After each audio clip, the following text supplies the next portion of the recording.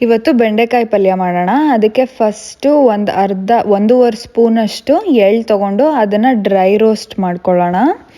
ಅಂದರೆ ಎಣ್ಣೆ ಹಾಕೋದು ಬೇಡ, ಹಾಗೇ ಫ್ರೈ ಮಾಡ್ಕೋಬೇಕು.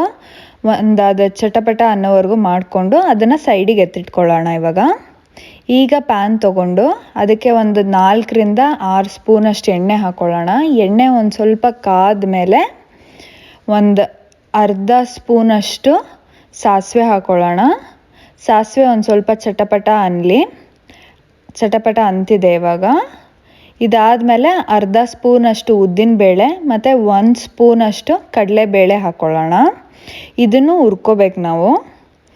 ಇದೊಂದು ಸ್ವಲ್ಪ ಕೆಂಪಾಗೋವರೆಗೂ ಹುರ್ಕೊಳ್ಳೋಣ ಇದೆರಡೂ, ಕಡಲೆಬೇಳೆ ಮತ್ತು ಉದ್ದಿನಬೇಳೆ. ಇಷ್ಟಾದಮೇಲೆ ಇದಕ್ಕೆ ಈರುಳ್ಳಿ ಹಾಕ್ಕೊಳ್ಳೋಣ.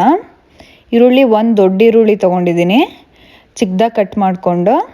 ಅದು ಅಷ್ಟೇ ಕೆಂಪಗಾಗೋವರೆಗೂ ಇದೇ ಥರ ಫ್ರೈ ಮಾಡ್ಕೊಳ್ಳೋಣ. ಇದು ಫ್ರೈ ಆದಮೇಲೆ ಇದಕ್ಕೆ ಕರಿಬೇವು ಹಾಕ್ಕೋಬೇಕು. ಕರಿಬೇವು ಒಂದು 8ರಿಂದ 10 ಕರಿಬೇವು ಹಾಕ್ಕೊಳ್ಳೋಣ. ಅದನ್ನು ಈ ಥರ ಚಿಕ್ಕದಾಗೆ ಮುರಿದು ಹಾಕಿ ಚೆನ್ನಾಗಿರುತ್ತೆ, ಫ್ಲೇವರ್ಗೆ ಚೆನ್ನಾಗಿರುತ್ತೆ ಅದು. ಇದಾದಮೇಲೆ ಒಂದು ಅರ್ಧ kg ಬೆಂಡೆಕಾಯಿ ಹಾಕ್ಕೊಳ್ಳೋಣ.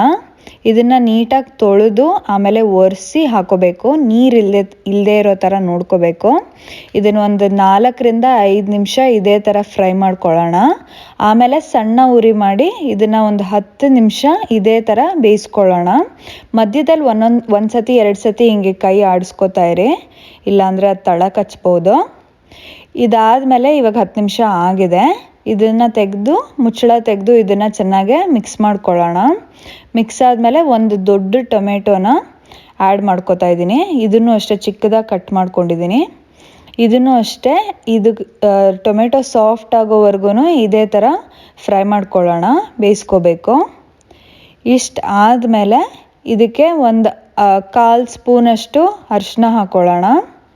ಮತ್ತು ಒಂದು ಅರ್ಧ ಸ್ಪೂನಷ್ಟು ಖಾರದ ಪುಡಿ ಹಾಕ್ಕೊಳ್ಳೋಣ. ಇಷ್ಟನ್ನು ಮಿಕ್ಸ್ ಮಾಡ್ಕೊಳ್ಳೋಣ. ಇಷ್ಟನ್ನು ಮಿಕ್ಸ್ ಮಾಡ್ಕೊಂಡಾದ್ಮೇಲೆ ಉಪ್ಪು ಹಾಕ್ಕೋಬೇಕು. ಉಪ್ಪು ರುಚಿಗೆ ಎಷ್ಟು ಬೇಕೋ ಅಷ್ಟು ಉಪ್ಪು ಹಾಕ್ಕೊಳ್ಳೋಣ. ಇದಾದಮೇಲೆ ಒಂದು 3ರಿಂದ 4 ನಿಮಿಷ ಇದನ್ನು ಇದೇ ಥರ ಫ್ರೈ ಮಾಡ್ಕೊಂಡು ಬೇಯಿಸ್ಕೊಳ್ಳೋಣ. ಫುಲ್ ಕಂಪ್ಲೀಟಾಗಿ ಟೊಮೆಟೊ ಸಾಫ್ಟ್ ಆಗಿರುತ್ತೆ. ಇಷ್ಟಾದಮೇಲೆ ಇದಕ್ಕೆ ಒಂದು 1/4 ಸ್ಪೂನಷ್ಟು ಗರಂ ಮಸಾಲ ಹಾಕ್ಕೊಳ್ಳೋಣ. ಮತ್ತು ತೆಂಗಿನ ತುರಿ ಹಾಕ್ಕೊಳ್ಳೋಣ. ಒಂದು 6ರಿಂದ 8 ಸ್ಪೂನ್ ತೆಂಗಿನ ತುರಿ ಹಾಕ್ಕೋತಾ ಇದ್ದೀನಿ. ಇಷ್ಟನ್ನು ಚೆನ್ನಾಗೆ ಮಿಕ್ಸ್ ಮಾಡ್ಕೊಳ್ಳೋಣ. ಇಷ್ಟನ್ನು ಮಿಕ್ಸ್ ಮಾಡ್ಕೊಂಡಾದ್ಮೇಲೆ ನೋಡಿ, ಇದು ಫುಲ್ಲು ಮಿಕ್ಸ್ ಮಾಡ್ಕೋತಾ ಇದ್ದೀನಿ. ಇಷ್ಟು ಮಿಕ್ಸ್ ಮಾಡ್ಕೊಂಡಾದ್ಮೇಲೆ ಮೊದಲು ರೋಸ್ಟ್ ಮಾಡಿ ಇಟ್ಕೊಂಡಿದ್ವಲ್ವ, ಎಳ್ಳು ಹುರಿದಿಟ್ಕೊಂಡಿದ್ವಿ ಅಲ್ವಾ, ಆ ಎಳ್ಳನ್ನು ಹಾಕೋಣ. ಈ ಎಳ್ಳು ಹಾಕಿ ಇದನ್ನು ಸರ್ವ್ ಮಾಡೋಕ್ಕೆ ರೆಡಿ ಇದೆ. ಇದನ್ನು ಚಪಾತಿ ಜೊತೆ, ಅನ್ನದ ಜೊತೆ, ರಸಮ್ ಮಾಡ್ಕೊಂಡಾಗ ಅಥವಾ ಬೇಳೆ ಸಾರಿಗೆ ಹಾಗೇನೂ ತಿನ್ಬೋದು. ತುಂಬ ಹೆಲ್ತಿ ಕೂಡ. ಟ್ರೈ ಮಾಡಿ ನೋಡಿ.